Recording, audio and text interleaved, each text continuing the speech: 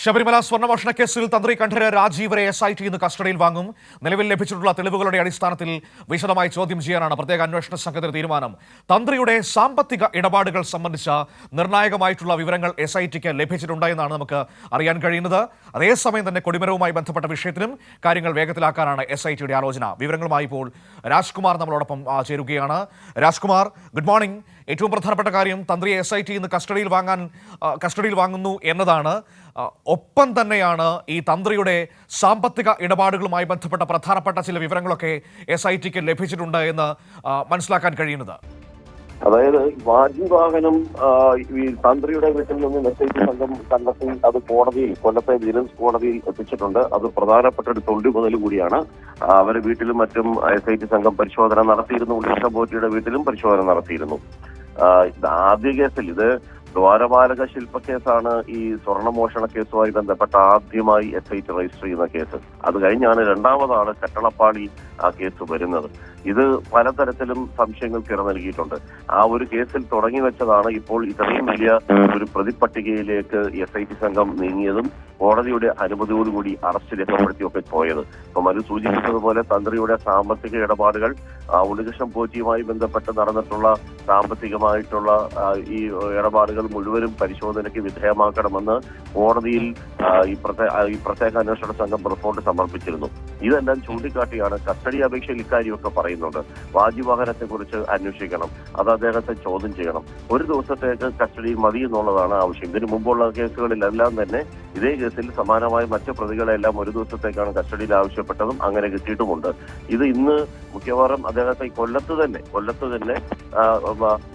നിർത്തിക്കൊണ്ട് ചോദ്യം ചെയ്യാനായിരിക്കും SIT ശ്രമിക്കുക. ഇന്ന് വൈകിട്ടോടുകൂടി കോടതി തിരികെ ഹാജരാക്കുകയും ചെയ്യും.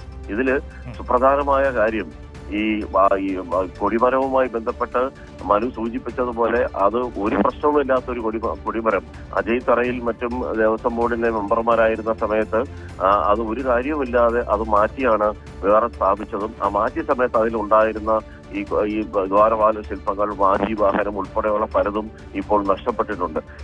ഇതിനവർ കാരണമായി ചൂണ്ടിക്കാണിച്ചത് ഈ പ്രശ്നം ദേവപ്രശ്നം വെച്ചപ്പോൾ അതിൽ ഈ കൊടിമരത്തിന് കേടുപാട് കണ്ടെത്തി എന്നുള്ള ഒരു വാദമുഖമാണ് അവർ ഉന്നയിച്ചത്.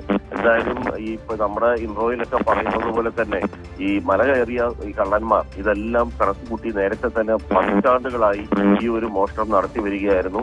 ഇപ്പോൾ SITയുടെ മുമ്പിൽ ഈ ദ്വാരപാലക ശില്പങ്ങളോ അല്ലെങ്കിൽ കട്ടളപ്പാളി കേസ് മാത്രമല്ല, ഈ കൊടിമരത്തിന്റെ ഉൾപ്പെടെ വാജിവാഹനത്തിന്റെ ഉൾപ്പെടെ നിരവധി പ്രശ്നങ്ങൾ ഇങ്ങനെ മുന്നിലേക്ക് ഒരു മലവെള്ളപ്പാച്ചിൽ പോലെ വരികയാണ്. ഇതിന്റെ അന്വേഷണവുമായിട്ടാണ് അവർ മുന്നോട്ട് പോകുന്നത്. അതുകൊണ്ടാണ് 90 ദിവസം ആയിട്ടും അവർക്ക് ഒരു കുറ്റപത്രം സമർപ്പിക്കാൻ കഴിയുന്നത്. ഒരു അന്വേഷണം പൂർത്തീകരിക്കാൻ കഴിയാത്ത വിധം ഓരോ ദിവസവും പുതിയ വെളിപ്പെടുത്തലുകളും കാര്യങ്ങളും. അതാണ് ഇതിന്റെ ഒരു പ്രശ്നം. പക്ഷേ അവിടെ ഓരോ ദിവസവും ഓരോരോ വെളിപ്പെടുത്തലുകൾ വരുന്നു, പുതിയ കണ്ടെത്തലുകളിലേക്ക് പോകേണ്ടി വരുന്നു. അപ്പോൾ സ്വാഭാവികമായും അന്വേഷണം ഇങ്ങനെ നീണ്ടുപോവുകയാണ്. അത് മനസ്സിലാക്കിക്കൊണ്ട് തന്നെയാണല്ലോ രാജ്കുമാർ ഹൈക്കോടതി അന്വേഷണ കാലാവധി പ്രത്യേക അന്വേഷണ സംഘത്തിന് നീട്ടി നൽകിയിരിക്കുന്നത്. അതെ, ആ നീട്ടി നൽകുന്ന പശ്ചാത്തലത്തിലും നമ്മുടെ ജുഡീഷ്യറിയിലെ നിയമവ്യവസ്ഥകളിൽ ഈ പ്രതികൾക്ക് കിട്ടുന്ന ഒരു ആനുകൂല്യമുണ്ട്. 90 ദിവസത്തിനുള്ളിൽ കുറ്റപത്രം സമർപ്പിച്ചില്ലെങ്കിൽ ജാമ്യം കിട്ടാനുള്ള അവർക്കൊരു ഇതുണ്ട്. ആ ആനുകൂല്യം അവർക്ക് ആ പ്രതികൾക്ക് ഉപയോഗിക്കാൻ കഴിയും. അതിന്റെ അടിസ്ഥാനത്തിലാണ് കഴിഞ്ഞ ദിവസം ഇന്നലെ ഉണ്ണികൃഷ്ണൻ പോറ്റിക്ക് ഒരു കേസിൽ, അതായത് ദ്വാരപാലക ശില്പ കേസിൽ കിട്ടിയത്. ഇനി കട്ടളപ്പാള കേസിൽ അതിനൊരു 3 ആഴ്ച കൂടി പെൻഡിംഗ് കൊണ്ട് നിലവിൽ റിമാൻഡ് കാലാവധിയിലാണ്.